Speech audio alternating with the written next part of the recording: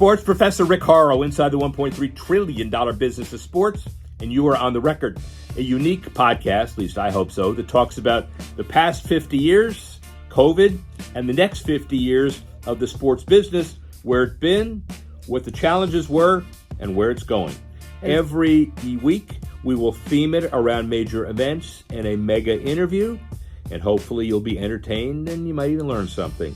Sports Professor Rick Horrow, and you're on the record.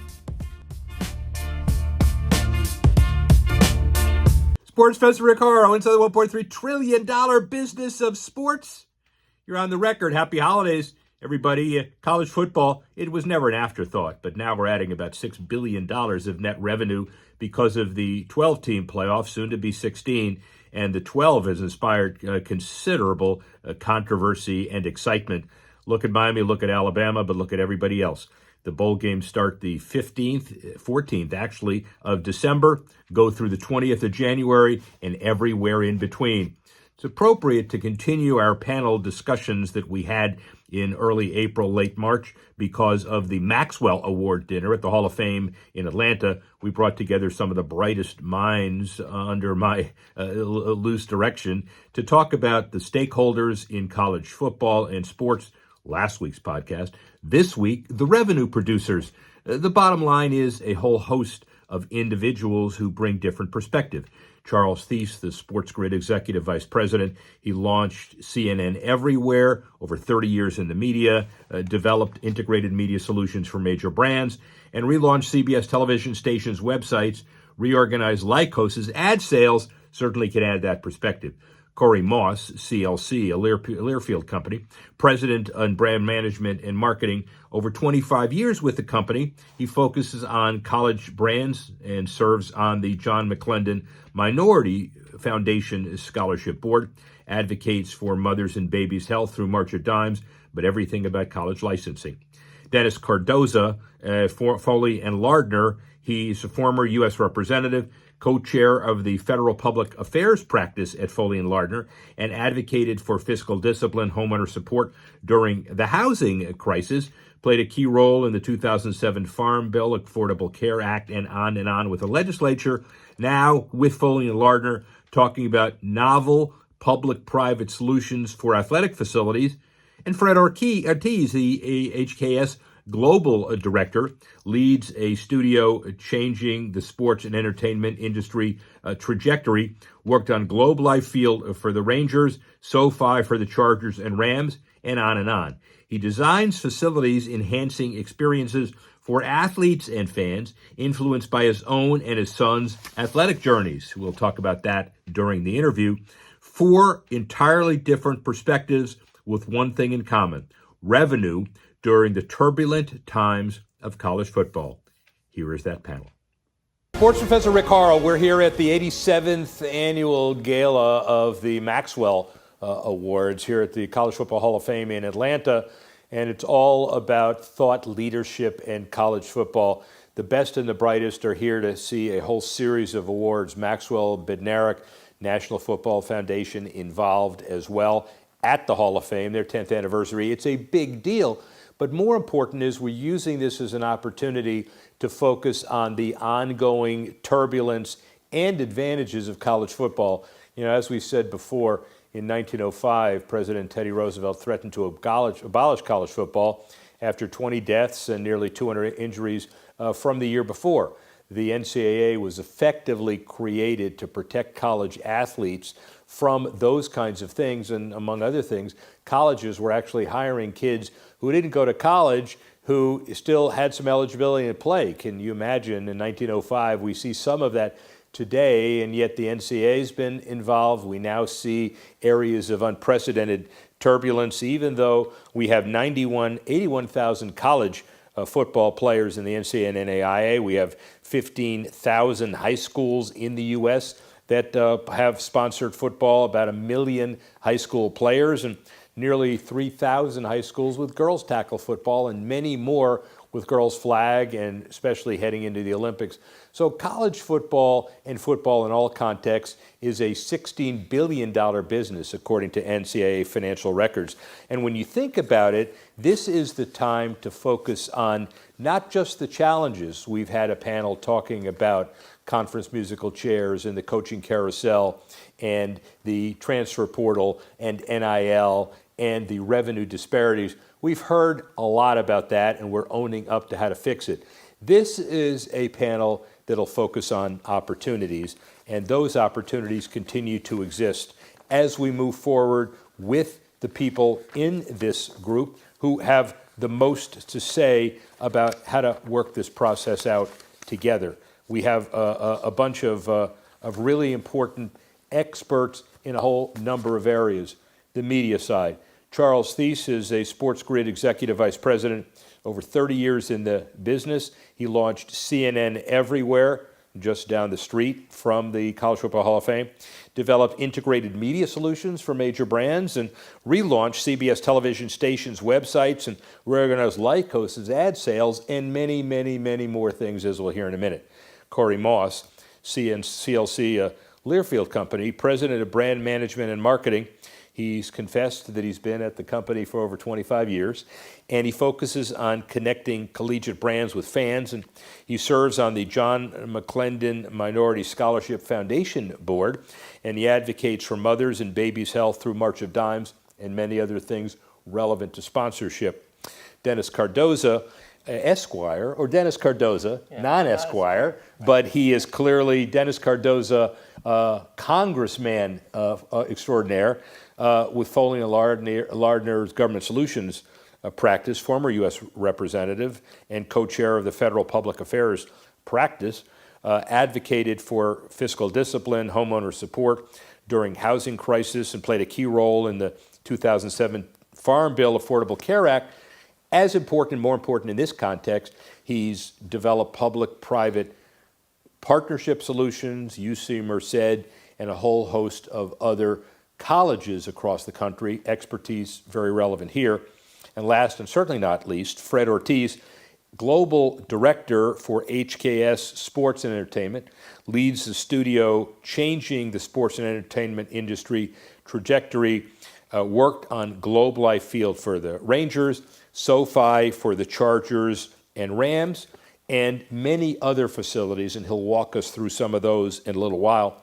And more important, he designs facilities that enhance experiences for athletes and fans, looking at the holistic campus approach. And he's got two sons who are at the top of their profession as college and professional, hopefully, long snappers, NFL, XFL, and otherwise. A very diverse group that's focused on opportunities and positives, not really negatives. Let's start with Charles. Talk a little bit for a minute about your background, your diverse perspective again, and the whole idea of where you think the best opportunities are for college sports, again, from your media perspective. Sure, Rick. I think when you really look at tech, it continues to open up new business models. And the new business models, let's start, not with my background, but let's just start with what's going on in the business right now. So NIL, names, image, likeness, started with what? Esports. So all of a sudden, esports created a new business model, and that's really what tech does. So in my background with CNN Everywhere, we launched CNN Mobile so that we were breaking news. That was the premise of CNN, break news. And we had 2 million subscribers, and internally we were disappointed with the number. We were thinking, come on, we got to be able to up this. And then a tragic event happened, people that didn't know what was going on, and they turned to CNN at that point, mobile, which was 9/11. People were stuck on planes, and we went from 2 million uniques over 10 million, and then very quickly to 15 million within weeks, because then people said, almost like those E.F. Hutton old commercials, you know. So my point simply is that it's interesting because it's not going to stop. And tech is going to keep developing, whether it be through mobile devices, whether it's going to be through 5G, opening up Pandora's box. And with those business models, there's no right or wrong. It's just going to happen. And when the money's there, then you start saying to yourself, like, well, how does that money, what is the flow of the money? And I think right now what a lot of the folks are seeing and reading about is these television rights. It doesn't matter what, it's college sports, college basketball, it could be NBA, and the money is a fortune. It's a lot of money. And I think that although, and I totally endorse the fact that college education is mission critical and needs to be maintained over the years. But really what's being challenged is that, well, why are all these conferences reconfiguring? They're taking advantage of tech because now the conferences are doing new TV rights, and the new TV rights are through streaming. And the streaming connectivity, anywhere you go, you can pick up the game.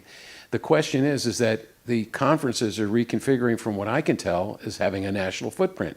The Pac-12 is going away because they're now joining in with other conferences to give that footprint and reach, which is an advertiser message. So my point simply is that there's no right or wrong, but they will have more and more money. Look at esports, how that's grown. And so where does the money all go? And I just think that the athletes today have to take a step back and say, I'm part of that ecosystem, but what part do we deserve or do we want to be able to be a part of? And then the last question I have, there will be haves and have-nots. So when these conferences all sort of get configured, I'm going to make, pick a university, I'll pick Nebraska. Always used to be competitive to be number one. They're not now. Are they going to still be part of that mix? And that when you have the top 20, top 25 teams in college football, then there's a huge drop in television rights. So all I'm bringing up is not right or wrong. It's just that the road and the technology that changed so rapidly during the pandemic and created new business models like Zoom, but it also created new business models like Disney Plus. And more stuff is coming out now with sports. We just saw that Fox, right, ESPN, and Discovery and Warner Brothers, they're creating their own footprint and own a multi-channel app. Okay, well, what more is going to happen? I can guarantee you there'll be more. And that's the challenge, I think, right now for college football, is to take a step back, look at what's going on, where the money's going, and try and take his best approach to adapt to the future, knowing it's only going to change again.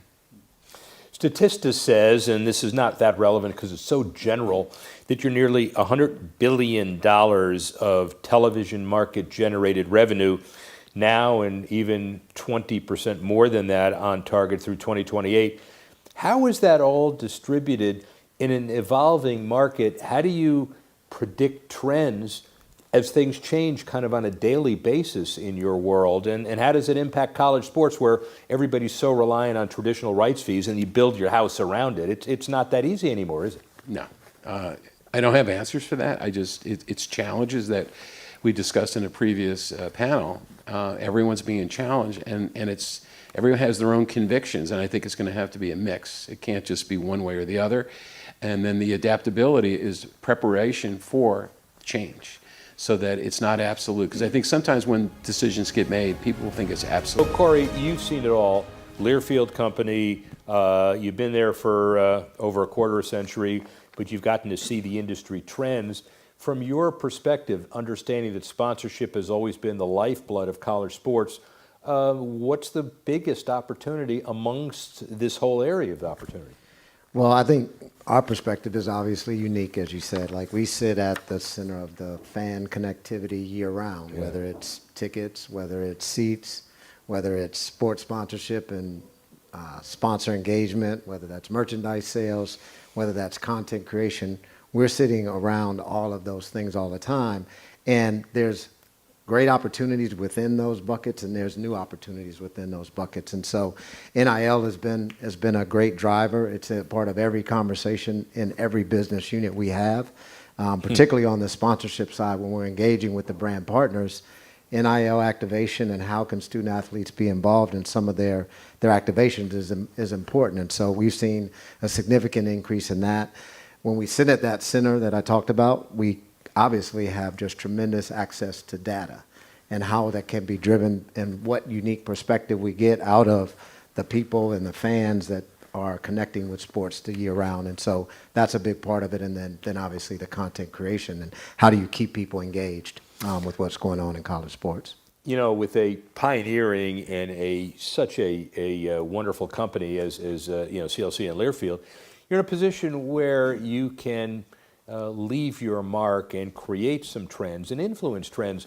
The problem is there are so many different areas in college sports that are now evolving. You can't sit at a table and say, here are the rules, so we're going to change them. You don't even know what the rules are, and they change every day. Process-wise, how do you balance the need for stability versus the need for entrepreneurialism? Yeah, well, I think the changes that you see are not necessarily super dramatic for our business. Again, when you look at sponsorship and the history of that, or license and merchandise sales or tickets, yes, there's new opportunities created, but the process and how we go about that business has not really changed. You know, NIL has been around for a long time in the professional leagues.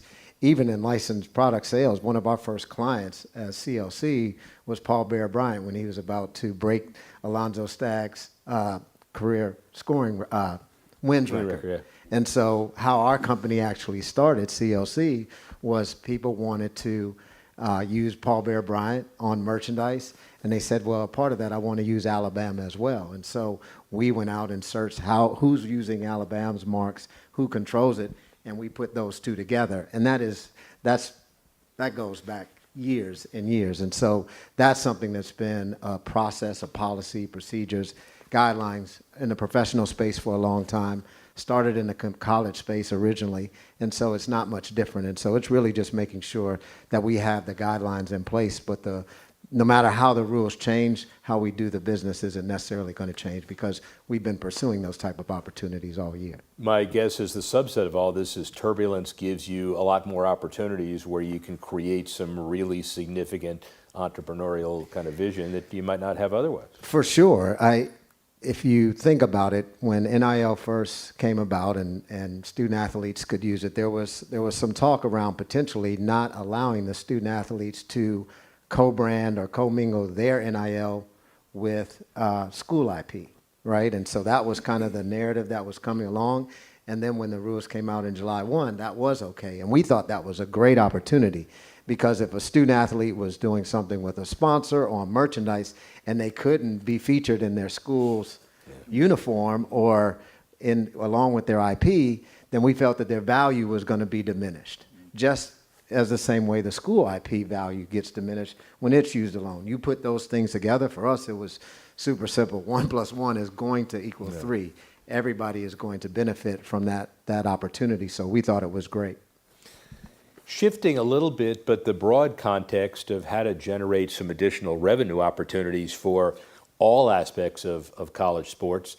Dennis Cardoza, as we've said, leads the way in creative public-private partnerships. You can talk a little bit about what you've done, Merced and otherwise, but what do you think is the greatest opportunity from a college sports perspective and intersects with what you do in life?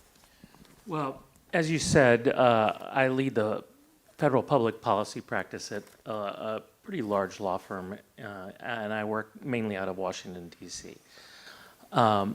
When I was a member of Congress and when I was a member of the California State Legislature, I led the effort to create a new University of California campus, and it just happened to be in my hometown of Merced, California.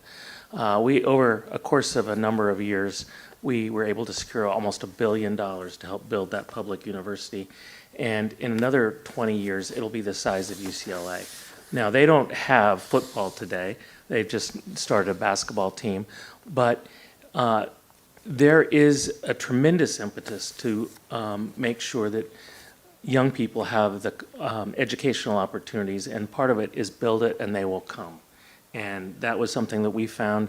My home community is an underserved educational area, or it was before Merced came in. And the only campus near us was Fresno State. Now you have a major research university that is going to grow and transform the whole region. I think there's other regions of the country that can use those kinds of opportunities and leading the path. I think you have in Florida a couple cases. UCSF has just sprouted up and become a real powerhouse, and there's others around the country. My role now is to help those institutions get the government funding that can help them create that dynamic. When Fred goes in and designs a stadium for a new UC Merced to play football at, there is going to be opportunities to co-locate. The federal government now, which I used to be a member of and I currently work in every day, they want value for their money. They want those facilities not to be dark all but 12 days out of the year. They want value out of those facilities. So can they locate a medical school as part of the athletic training or some aspect of that near the stadium and use the sports medicine as a catalyst to creating new opportunities? Can you take that stadium and co-locate supplies in case of natural disasters? We saw in New Orleans when Katrina hit, the Superdome was a critical aspect of that community's recovery. And so creating and co-locating multiple opportunities makes the federal government and the state governments, for that matter, willing or more willing to participate in building these facilities and creating new opportunities for their community. So it's a very important point, even more so a post-COVID pandemic recovery. 100 years ago when the Spanish flu killed 700,000 or even more, the recovery was hastened by public dollars to allocate toward Yankee Stadium, for example, the old Yankee Stadium, and to generate get back to work programs. So infrastructure as it relates to moving the economy forward, especially if it's applied to facilities, as Fred will talk about, that matter, long-term training, et cetera, is very important, and the timing couldn't be better, right, because of post-pandemic.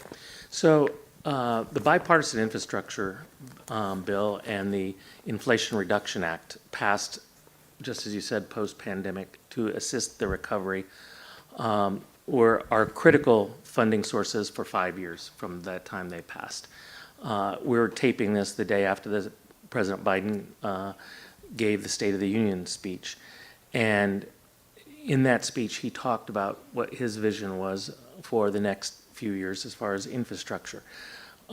There will be public policy decisions made on regards to who gets those funding and how it's spent and what the long-term benefits of the local communities. And economic stimulus is a tremendous part of everything Washington does.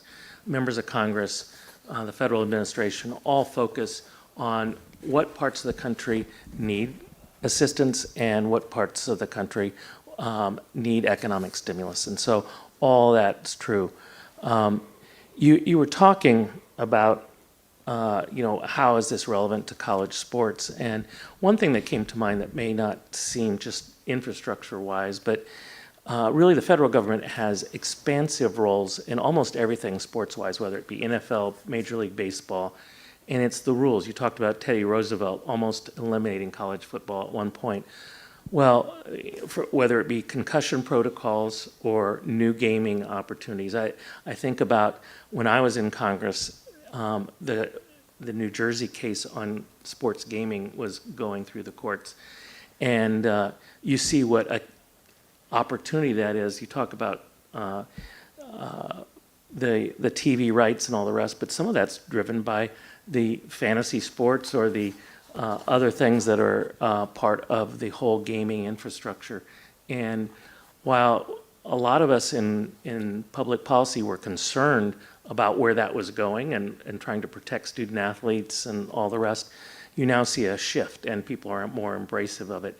So it really requires an engagement with the federal government in how these things are going to evolve, and whether it be concussion protocols or stadium construction, the federal government is going to play a role in this as we go forward.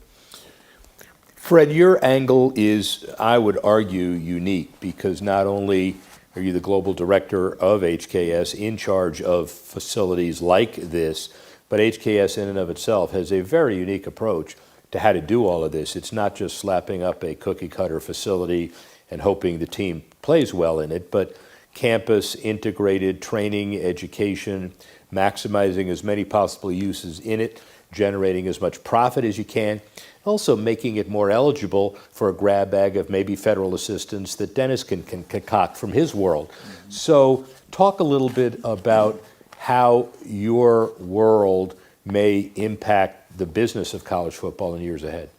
It's interesting how it has evolved over many, many years. I mean, even since I graduated high school in '85, the recruiting process itself has morphed into something really crazy. Now with NIL, the transfer portal is really creating an interesting dynamic. But when you really look at a campus at a macro level, and down to the components, the weight room, the training room, the locker room, and those things that are going to create a wow factor for these kids.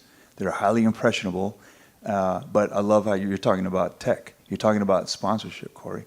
And those things, those variables, we tend to embrace those and try to assemble a beautiful composition that works on so many levels. It's got to impress. It's got to generate efficiencies. It's got to be able to be really cost effective to generate revenue.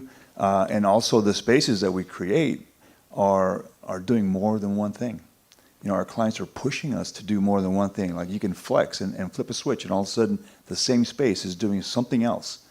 You're feeding a team, but then all of a sudden it's a VIP space come game time. So I think the fact that we've got a really talented team that is able to look at campuses or even like Major League Baseball, professional at the professional level, we're able to look at those as people to really create holistic environments for them to prepare, to perform, and to recover at the highest levels. Give us a couple examples of some college campuses or college programs, college facilities that you're most proud of, let's say. Well, we have several repeat clients, and we do have some clients where we did a one-off, but I love the fact where we do have those campuses where we've been there and we've influenced from day one. Let's say they're the smaller schools like a Virginia Commonwealth University in Richmond, Virginia, where they're aspiring to do the next best thing, but let's say that their assets aren't all contiguous, so we're assisting them in creating the athletics village, or the district where they can have the assemblage of various sporting components that allows them to really, again, enhance the recruitment process, to enhance the training, enhance the competition levels. Arkansas is one where we've actually taken our experience at the Major League Baseball spring training experience and infused their baseball program. And now they have something that rivals what most MLB teams don't have at that level of quality. So I'm really proud of how we're able to scale and actually go horizontal with our expertise and influence all levels.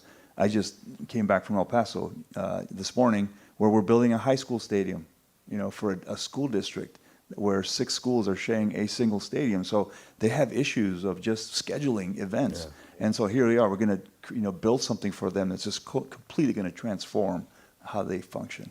It's interesting because you think of this panel and what the composition is, and the olden days and the olden thought was 4 independent silos and they don't talk, but because of maybe post-pandemic recovery and the finest minds and people dealing with this as a global solution, there's stakes in all of this for all of you. So, let's return back to the fast media aspect of this. Where specifically does the fast channel rights fee, college revenues today, we all can quote the SEC and Big Ten numbers with Fox and ESPN, and then it gets a little muddy because of subscription sales and streaming and where all that is.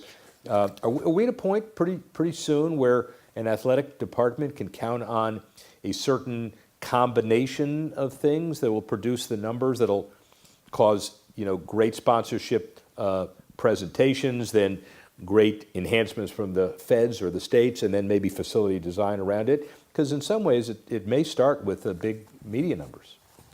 Without a doubt. I mean, FAST, first of all, stands for Free Advertiser Support Television. Yeah.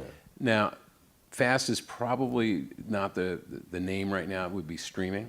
So streaming can go in a bunch of different ways. It could be mini pays, where the minimum subscription. It could be, like an SVOD, like Netflix, or it could be a free service. So a free service could be, in many cases, a barker channel to drive people into a subscription product. So where I'm going with that is that if you did a multi-channel app, so you'd have, let's say, 12 teams all streaming their games inside the app, That could be an SVOD product that could cost $5 a month, but if my kid's playing, it doesn't matter. I'll pay $50 a month, right? So I think that could also blend down even into high schools, because streaming it's inexpensive, it's easy to do. We're seeing now TV programs that are on network television that are being recorded through an Apple phone. That's unprecedented, right? So anybody that's in production is like, you can't do that. Well, they did. And so it breaks down barriers. It enables people, and I think that it will enable the colleges to take a step back and understand the dynamics of how can I engage directly with my consumer, and how do I give them an experience that it's a must-have. And I don't think we're that far away. So it's just really experimenting, taking a look. Because keep in mind, again, I find that the magic of Disney Plus, unbelievable. Somebody sat there and said, we have this library. And Disney knows every 6 years they recycle Pinocchio and all the Fantasia, et cetera. So somebody just sat there and said, what happens if we take our library and post it all up inside a product, an SVOD product? Parents are going to buy it. So they went from making $50 million a month to now it's well over $100 million a month on catalog. It's already produced. It's brilliant. So I think where they made a mistake is they said, well, we have this constituent, we'll start creating new movies for this audience. And then that went sort of array because it costs a lot of money to do it. But just with catalog, it's like catalog music, right? It's already there. So I think as folks really start challenging themselves and saying, how do I take my product into these new dimensions? And I hate to say it, but it's going to be the new generation. They're going to be saying, I'm doing this all the time. Let's just stream it right now. And they'll get into the incubators and creating new ideas and new options for the colleges to not only do just college football. Let's be real. You could have a multi-channel app and have all the sports baked in there. You could have baseball games going on at the same time as college playing some of the basketball championships. And I want to see it all. And I think many folks that graduate from their schools, whether it be in Maryland or in Nebraska, there's that loyalty because you want that connection. I graduated from there. I want to see what's going on. It's the affiliation and amplifying the brand.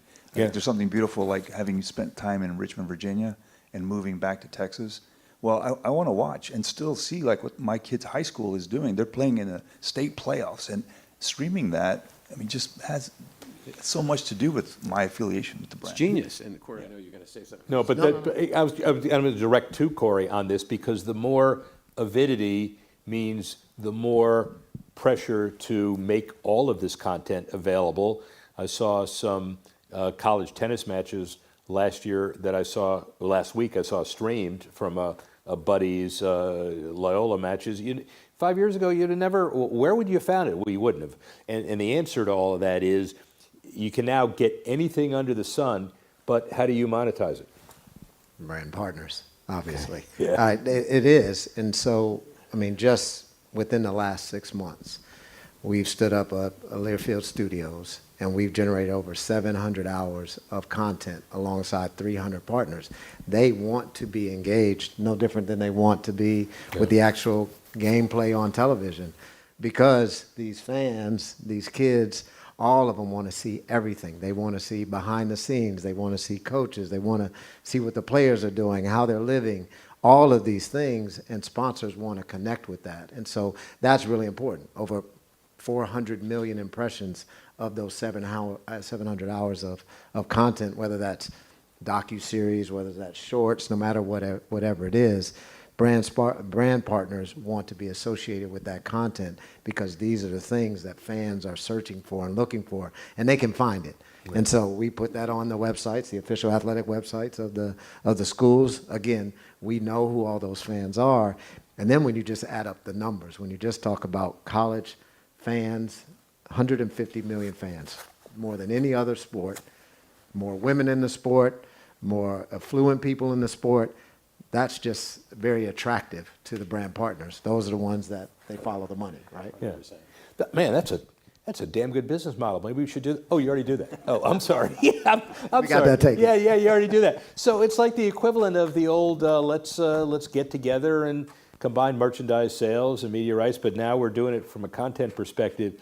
Do you find what the sponsor wants from a regional perspective first, and then you create the content around it? Do you go to the schools and say, I want access to everything you do, and let's produce some content, and then go find the sponsors, or you do it simultaneously? It's everything all in Yeah. between.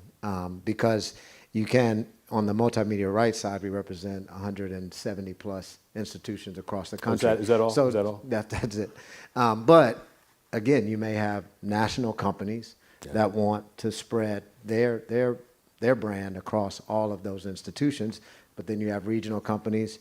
You have Fowler Automotive in Oklahoma that just wants to focus on Oklahoma and Oklahoma State. So it really depends. But I think what's also exciting is that these student athletes that are coming from different parts of the country, again, as someone on the earlier panel was talking about the difference between a student athlete or a potential student athlete in Montana is really no different than the student athlete in Florida because of social media. Like they're bringing these student athletes are bringing their own following with them. And so now you have the following of the school, you have the following of the student athlete, the following of the brand partner, all that comes together and creates a very valuable opportunity. So 5 years from now, I mean, yours is the hardest because you can't predict what government will do next Tuesday, let alone 5 years from now. But, best judgment, crystal ball. Well, I think what was discussed about student athletes actually getting an education is something that's on the minds of policy leaders. I think the other thing that, as it relates to what Fred does, is the government officials who are going to take the public treasury and spend it in different ways, whether it be for economic stimulus or community entertainment or community security, they're going to want more value for that money. And so this whole concept of co-locating community resources, putting a medical school inside a sports medicine practice that co-locates next to a college sports stadium. Or if you're in Tornado Alley, when you go to look at building a new stadium, are you going to build it with standards that the community can use that as a shelter of some kind if the community is devastated by a storm or an earthquake or whatever it might be? So I think you're going to see the public officials require more accountability on the student athlete side. They're going to require accountability on the gaming side. And they're going to demand accountability on the financial side and the co-location and the resources side. So that would be my prediction, Rick, for what happens the next 5 years. I think you're going to see more and more and more of that come forward. Last comment, easiest one to do this because, you've got HKS is dedicated to 5-year, 10-year, 15-year visioneering. You've got partners here.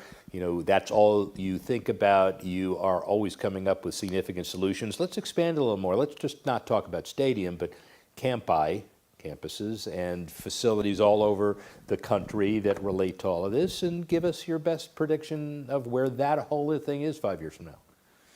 Well, if we talk about the built environment, as I noted earlier, not all campuses are campi. Campi. New word, ladies and gentlemen. For Scrabble, C-A-M-P-I. It's Italian. They're all made up differently. We've been fortunate to work on some that were established way back in 1839, and some where we're doing major transformative moves, like taking an old stadium and tearing it down side to side, and coliseums, and giving them new front doors that contribute to those experiences on a campus. You don't have to be a student athlete, to make an impression on a campus when you're trying to attract the best students, those that you can educate. I did love the previous panels, by the way, Rick. You did a fantastic job because you were sort of extracting what I think is the most important thing, is that you're trying to have these kids that are very impressionable go to college, get educated, and they just so happen to have an ability to play a sport. Yeah. And so I would hope that 5, 10, 15, and forever, that's the continuum, that's the highest priority. But then, man, these variables of NIL and the transfer portal, my twin sons got a small taste of that, towards the latter part of their college careers, and now they're on to something else. But I do hope that that the campuses are really looking hard at what was termed as the arms race. that you've got to have the biggest and best facilities. Well, now in some cases, technology is really coming in, and a simple box can do so much more to assist these kids to prepare, again, to perform at the highest levels, and ultimately we want to win championships. I think that's what the coaches are wanting to do. It's the university. Why? Because it's also going to elevate their brand. It's going to elevate the revenue that they bring in. So I think there's a definite trajectory. It's for the positive. But I loved how Jay Batt was talking, is that, hey, well, embrace what's given to you right now and do the best at it. Use it for what it is and hope that you can influence for something better. So, ladies and gentlemen, the business of sports is $1.35 trillion, and it's growing astronomically, obviously, every day. And college football, college business, college sports has gotten a really, really bum rap over a short period of time. We have configured NIL and the transfer portal and the coaches carousel and conference musical chairs and the revenue disparity in the most negative lights that college football is going to go by the way of the dodo bird for the next Theodore Roosevelt after 1905 and the like. It's not true. We have an opportunity to take advantage of the turbulence that's been given to us and maximize the media piece, the partnership with corporate sponsors piece, the public-private government piece, and the Camp-I facility design piece to make this a special world for college sports and all that inhabit it. And at the 87th annual gala of the Maxwell Awards, and we celebrate those awards, we also celebrate the growth and evolution of college football. It's bigger, it's better, it's here to stay. Happy to be part of it. Sports Professor Rick Horrow, speak with you soon.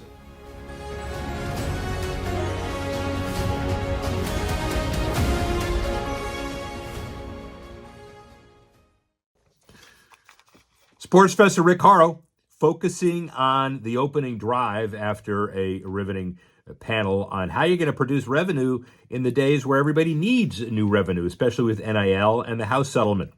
Well, we've got a number of different perspectives as well for the top five heading into this week, and then we're going to look at the top five coming out.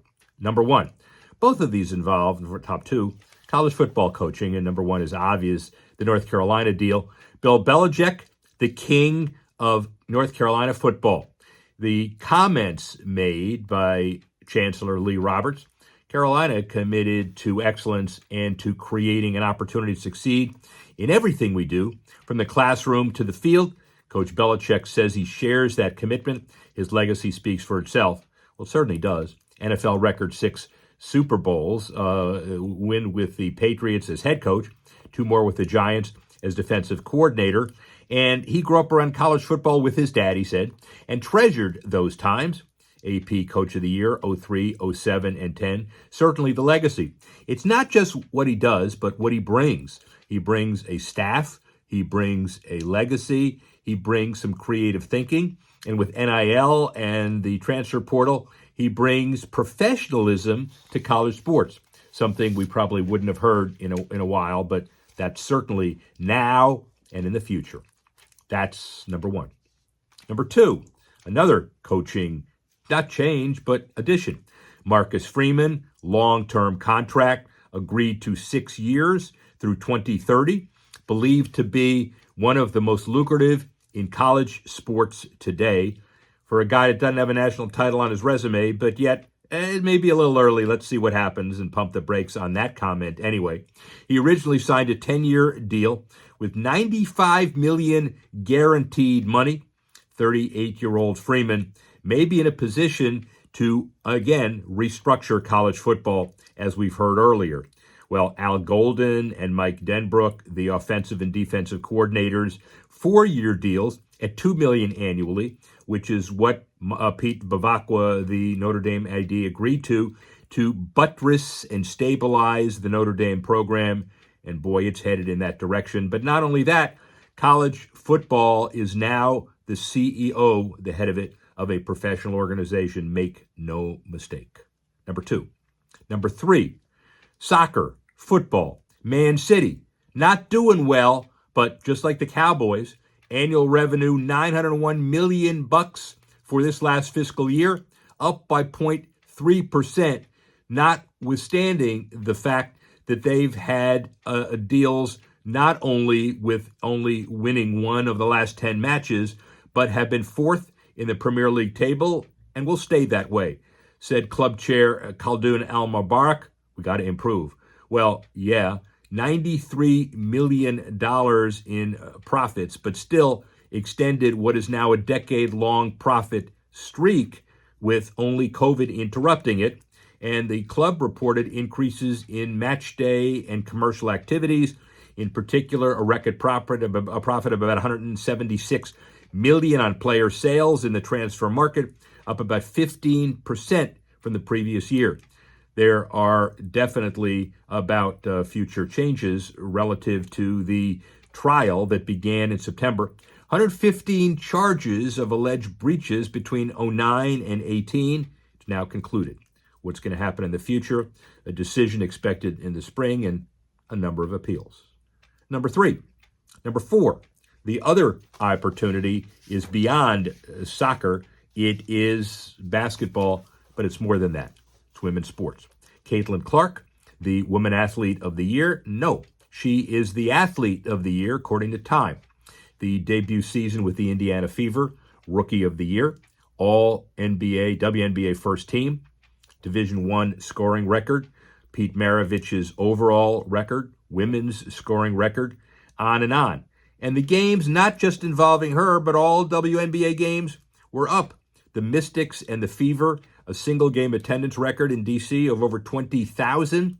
She debuted in Sportico's highest paid female athletes list, which earnings totaled over $11.1 million. Just a fraction of Clark's earnings come from her WNBA salary, about $100,000. The rest of it, endorsements. And maybe even more important than endorsements, an opportunity to basically change the women's sports business. That's number 3 and number 4. And finally, number 5, an opportunity again to talk about soccer and other moving forward. Soccer this time, MLS, and a sale. Whitecaps look like they're about to be sold, the first MLS franchise to change hands since David Blitzer and Ryan Smith purchased Real Salt Lake in 2022 for about $400 million. The deal, which is a current foursome of Canadians about in their 60s that are looking for estate planning reasons to let it go, $35 million expansion fee in 2009.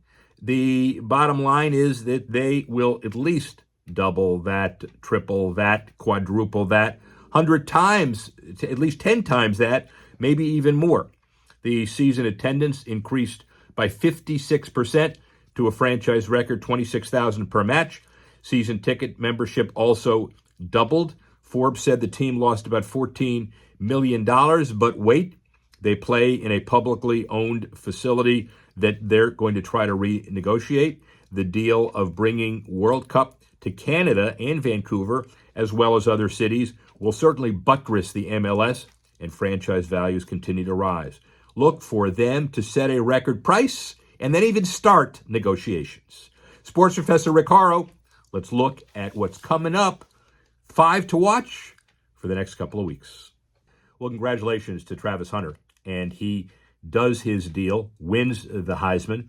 But now look at endorsements, and here's where he already is. He signed a major deal with Adidas. The terms have not been disclosed, but he is following with Cam Ward, who is doing the same thing. That's 50% of the Heisman finalists. But Pat Mahomes, Micah Parsons, Amon-Ra St. Brown, and Garrett Wilson have also signed with the sportswear giant. Hunter's endorsement portfolio includes Stanley 1913, Celsius, EA Sports, Nerd Wallet, and the interesting bottom line for the Associated Press College Player of the Year, he's stepping away from Deion Sanders' Nike swoosh. He's got to use it for his final college game, the BYU game in the Alamo Bowl on December 28th. Colorado, Nike, I'm sure he'll do that. But the bottom line is he is his own man. Deion Sanders is his own man. You know what they have in common? A lot of money. That's number one. Look for that future. Number two, Reebok and golf partnering with DeChambeau to enter the golf market. They're formalizing the reintroduction of the golf business with Bryson. Golf Digest says the Crushers will also get the benefit of the endorsement. That includes DeChambeau's LIV team with the golfers that include Charles Howell III, Paul Casey, and Anirban Lahiri.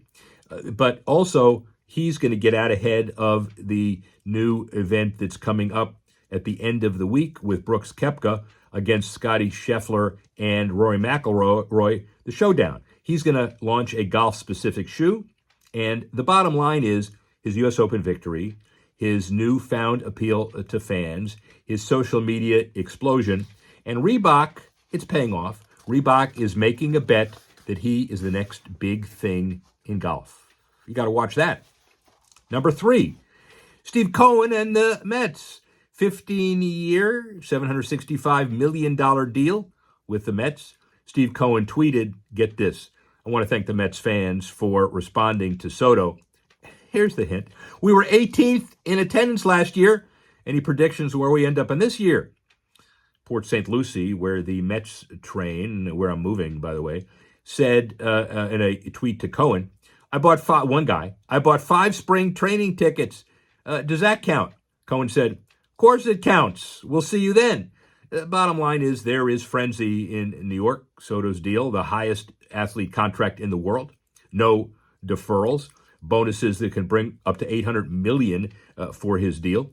10% higher than Ohtani, no matter how you calculate it. Here's what he said, Cohen. If you want something that's amazing, it's going to be uncomfortable. It's never going to be comfortable. Well, what's comfortable is his risk portfolio in his wallet. And what's uncomfortable is how the Yankees are going to play all this.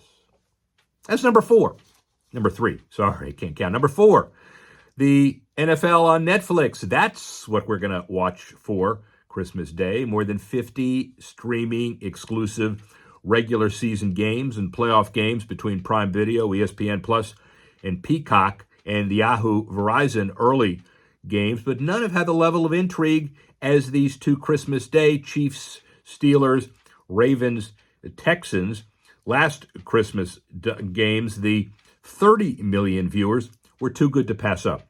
The NFL first said, nah, if Christmas is on a Wednesday, we ain't playing the games. They quickly shifted in March, and all of a sudden, these Week 17 games are no exhibition. They are real live games. Kansas City and other local markets get the games on normal television, but everybody else, the subscription value goes through the roof. That's number four. And then finally, number five, Tony Romo, Fred Smith, part of a $10 million raise to improve safety, helmet wear. The company called Light Helmets, they rated number one for helmet safety in the annual Virginia Tech ratings released last week, and two prior versions of its Gladiator helmet. As the game name suggests, Light Helmets distinguish itself by its weight, configured at only 3.5 pounds by athletes partnering with innovation giant and recipient of grant money, Collide, the NFL. It was energy-absorbing, organic 3D printed mesh that used a linear liner inside a nylon shell, and the liner is a big deal that promotes safety. Safe Sense defensive end Cam Jordan and Jets quarterback Tyrod Taylor are members of the Player Advisory Board, but more to come. Companies are beating companies to the punch relative to sports safety and helmets, and it gets better. Well, that's our show for this week. We would like to thank all the folks on the revenue producing panel for the NCAA and enlightening us even more on how the hell you're going to deal with NIL in the future without taking a giant step like this. We'd like to thank Kelly Kazer for helping put this show together. He's abroad for the holidays, but the show comes off as well as anything else. That's a tribute to my buddy and content director, Calais. And also, we'd like to thank you all for listening and watching. Join us next week when once again we go on the record in the $1.3 trillion business of sports. I'm the sports professor, Rick Horrow. Speak with you soon.